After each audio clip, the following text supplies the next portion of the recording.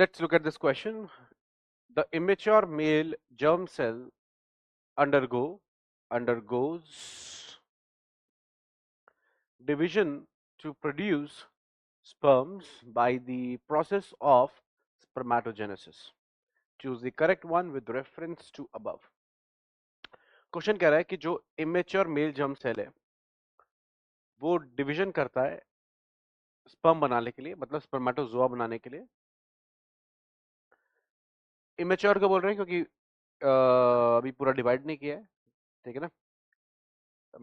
Bye the process of spermatogenesis. Spermatogenesis मतलब immature मतलब यहाँ पे स्पर्मेटोगोनिया की बात कर रहा है।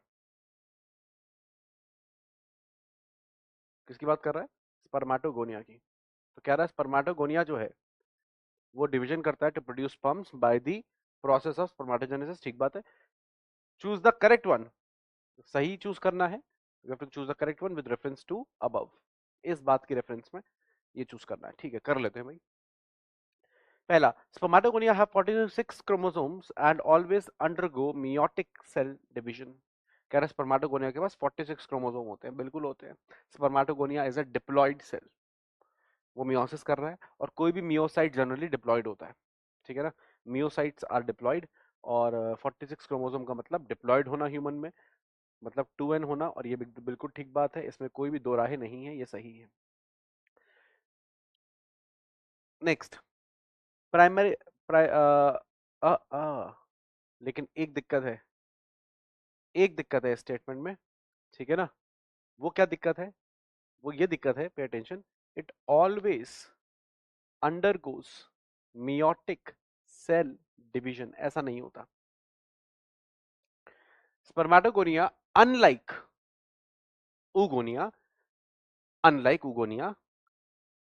रैपिडली डिवाइड कर सकते हैं, मतलब माइटोसिस कर सकते हैं। ऊगोनिया एक बार जितने डिवाइड करते कर गए उसके बाद माइटोसिस नहीं करते, लेकिन spermatogonia on the other hand continuously mitosis करते रहते हैं। इसीलिए स्पर्मेटोजेनेसिस एक कंटिन्यूस प्रोसेस है। एक बार प्यूबर्टी आ गई उसके बाद शुरू होगा, और जब तक हेल्थ बढ़िया है, टेस्टोस्टेरोन बढ़िया है एक मेल का, चाहे वो 80 साल का क्यों ना हो जाए, अगर उसकी बॉडी में टेस्टोस्टेरोन बढ़िया है, बॉडी हेल्दी है, फिट है, जवान है ना, तगड़ा है, तो उसकी बॉडी में स्पर्मेटोजेनेसिस चलता रहेगा, ठीक है ना। वो रुकता नहीं है। क्यों? क्योंकि स्पर्मेटोगोनिया कंटिन्यूसली डिवाइड करते रहते हैं।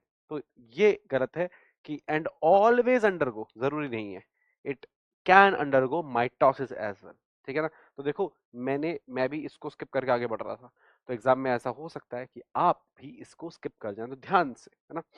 आगे बढ़ते हैं। Primary spermatocytes divide by mitotic cell division. बिल्कुल ठीक बात है। प्राइ एक मिनट माफ कीजिएगा, आई एम रियली सॉरी, गलत बात है। Primary spermatocyte divide by mitotic cell division नहीं, प्राइमरी स्पर्मेटोसाइट माइटोसिस से डिवाइड नहीं करते। देखिए ध्यान से समझेगा, जो स्पर्मेटोगोनिया होता है ना, जब तक वो स्पर्मेटोगोनिया है तब तक ही वो माइटोसिस कर सकता है। एक बार उसने मियोसिस में कदम रख दिया, मियोसिस का कदम कहां से शुरू हो गया? जैसे ही वो बना प्राइमरी स्पर्मेटोसाइट, वैसे ही उसने मियोसिस में कदम रख दिया। जैसे ही उसने मियोसिस में कदम रख दिया कि भैया अब मैं मियोसिस करूंगा, now there is no stepping back. फिर आप पीछे नहीं जा सकते, फिर आप माइटोसिस नहीं कर सकते, ठीक है। तो प्राइमरी स्पर्मेटोसाइट बनने का मतलब उसने मियोसिस में कदम रख दिया है। अब मियोसिस ही होगी, माइटोसिस नहीं होगी। तो primary spermatocyte divide by mitotic cell division is wrong, they divide by meiotic cell division. आगे देखते हैं। Secondary spermatocytes have 23 chromosomes and undergo second meiotic division. Yes, correct.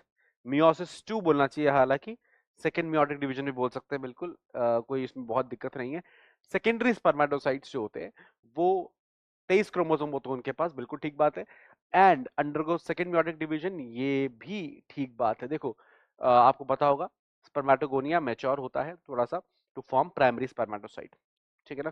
Primary spermatocyte करते हैं meiosis 1 to form secondary spermatocyte, and secondary spermatocyte करते हैं meiosis 2 यानी second meiosis to form spermatids. तो ये बात एकदम क्या है, ठीक है। हमारा आंसर ये हो सकता है, होगा भी, लेकिन हम एक बार डी देखकर डबल श्योर हो जाएंगे, ठीक है। D, spermatozoa are transformed into spermatids, उल्टा लिखा हुआ है, it's vice versa. Spermatids are transformed into spermatozoa, ये होता है। ठीक है ना, उल्टा लिखा है तो गलत है, ये भी गलत है।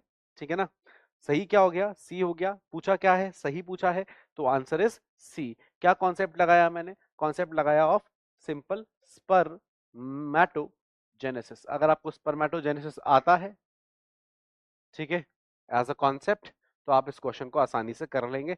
लेकिन नहीं आता है या आपको दिक्कत है मियोसिस में, तो आपको दिक्कत आएगी। तो ध्यान रखिएगा, मैं एक छोटा सा आपको एक एक सजेशन दे रहा हूँ। Students, whenever you study spermatogenesis और oogenesis, जब भी आप स्पर्मेटोजेनेसिस पढ़े या oogenesis पढ़े, तो ध्यान रखिए एक बार मेरे कहने पे आप 11th क्लास की एनसीईआरटी में जाएं और एक बार मियोसिस जरूर पढ़ लें। आप मियोसिस एक बार ओवरऑल पढ़ लोगे, उसका कॉन्सेप्ट समझ लोगे, तो आपको स्पर्मेटोजेनेसिस और oogenesis पढ़ने में बहुत ही क्या होगी, आसानी होगी। खैर, हमारा आंसर है सी और कॉन्सेप्ट यूज क्या है, स्पर्मेटोजेनेसिस का।